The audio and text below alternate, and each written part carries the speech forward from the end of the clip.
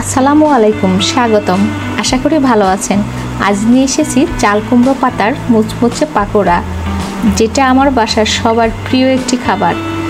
আমার এই রেসিপিটা আমার পরিচিত মহলে অত্যন্ত জনপ্রিয়। বিশ্বাস করুন, ভাজতে যতক্ষণ শেষ হতে সময় লাগে না। এটা বানানোর মূল উপকরণ হচ্ছে চাল কুমড়ার একদম ফ্রেশ তাজা পাতা, যা বুড়োও না কচিও না, অর্থাৎ গাছের মাঝখানের পাতা। প্রথমে পাতা এভাবে পরিষ্কার করে নেব, তারপর দুই হাতে তালু দিয়ে এইভাবে ঘষে ঘুরিয়ে নেব।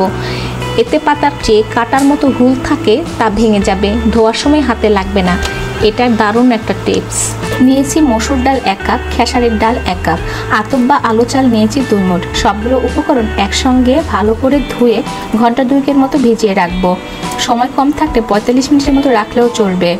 এরপর পানি ঝরিয়ে ব্লেন্ড করে নিব। মিহি ব্লেন্ড করব না, এখানে একটু দানা দানা রাখবো, ঠিক এমনটি। এখানে আতপ চাল মচমচে হওয়ার গুরুত্বপূর্ণ ভূমিকা পালন করে। ব্লেন্ড করার ডালে স্বাদ মতো নুন, কাঁচামরিচ বাটা 3 চা চামচ, হলুদ গুঁড়া 1/2 চা চামচ, ধনে গুঁড়া 1 চা চামচ দিয়ে ভালো করে মাখিয়ে নিব। এরপর 1.5 চা চামচ চিলি ফ্লেক্স দিয়ে আবারও ভালো করে মাখিয়ে নিব। 2 চা চামচ আদা রসুন বাটা, 3 চা চামচ পেঁয়াজ বাটা দিয়ে ফাইনালি খুবই ভালো করে মাখিয়ে নিব। আমার মিশ্রণটা পাকোড়া বানানোর জন্য পারফেক্ট হয়েছে। তবে দেরি কেন, লেটস গো। আমি একটা করে পাতা প্লেটের উপরে নিব। দেখুন আমি পাতাটা কোন দিকে ডাল মাখাচ্ছি, একটু মন দিয়ে দেখলেই বুঝতে পারবেন আমি পাতার কোন দিকটাতে ডাল মাখাচ্ছি। এটাকে আমি সোজা পিঠ বলে থাকি। সমস্ত পাতার চারিদিকে ভালো করে ডাল মাখিয়ে নেব। আমি মাখামাখির কাজ হাত দিয়ে করে থাকি।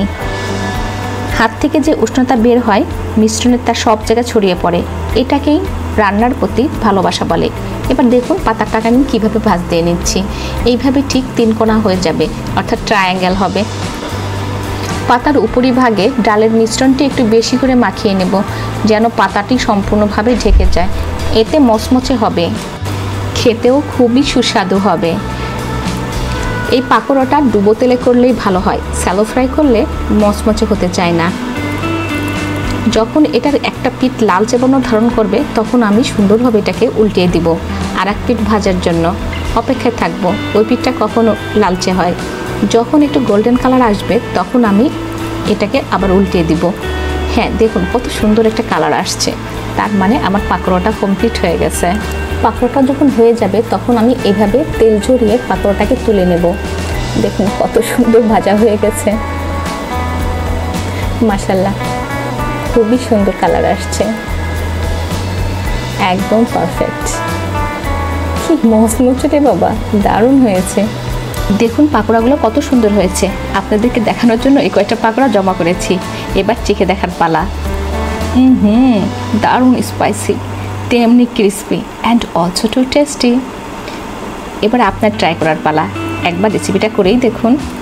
তো এনাফ ফর টুডে, আবারও কথা হবে অন্য একটা রেসিপি নিয়ে। আল্লাহ হাফেজ।